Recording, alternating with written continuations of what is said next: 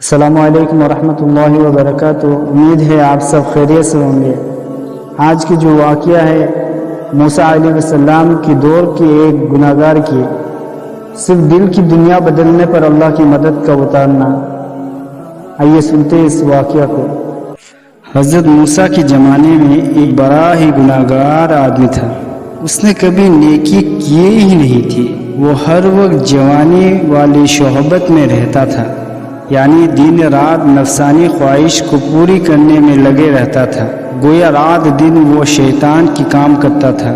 اس کے دل میں اللہ کی طرف سے دھیان ہی نہیں آتا تھا۔ اللہ نے حضرت موسیٰ کو وحی بھیجا، اے میرے موسیٰ، فلاں بندے کو جا کر میرے پیغام دے دو کہ تمہیں میں نے بندگی کے لیے بھیجا تھا، مگر تم نے دنیا میں جا کر نفسانی کی۔ تم نے اتنا بڑا گناہ کی، گناہ نے تمہیں گھیر رکھ لیا ہے۔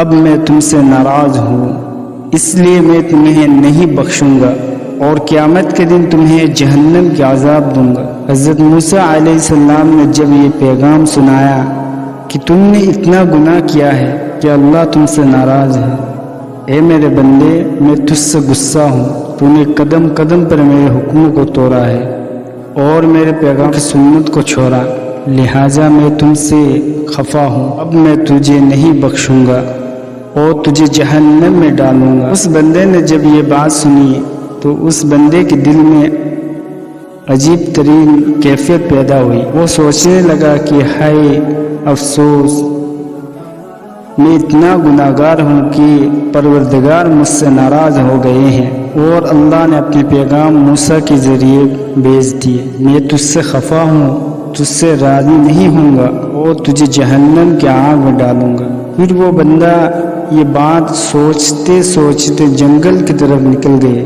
وہ ویرانوں میں جا کر اپنے پروردگار سے مناجات کرنے لگے، اے اللہ، میں اپنے گناہ کا اقرار کرتا ہوں، بڑے بڑے گناہ کیا، کئی وقت نہیں چھوڑا، دن رات میں کیا، محفل میں بھی کیا اور تنہائی میں بھی کیا۔ اے اللہ، میرے گناہ میں کوئی کسر نہیں چھوڑا۔ میں نے سر پہ گناہ کے بڑے بڑے بوجھ لاڈ لیے، مگر اے اللہ، اگر میرے پاس گناہ کی بوجھ ہے تو تیرے پاس بھی درگزر کے خزانے ہیں، معافی کے خزانے ہیں۔ اللہ، کیا میرا گناہ اتنا ہو گیا کہ تیرے درگزر کے خزانے سے بھی زیادہ ہے؟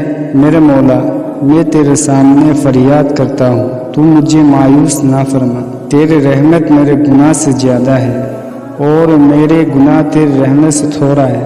آخر اس نے یہاں تک کہا، پروردگار، اگر میرا گناہ اتنا زیادہ ہے، بخشش کی قابل نہیں ہے، تو پھر میرا ایک فریاد سن لے۔ تیرے جتنے مخلوق ہیں ان سب مخلوق کی گناہ تو میرے سر پر ڈال دے، مجھے قیامت کے دن عذاب دے دینا، مگر اپنے باقی بندے کو معاف کر دینا۔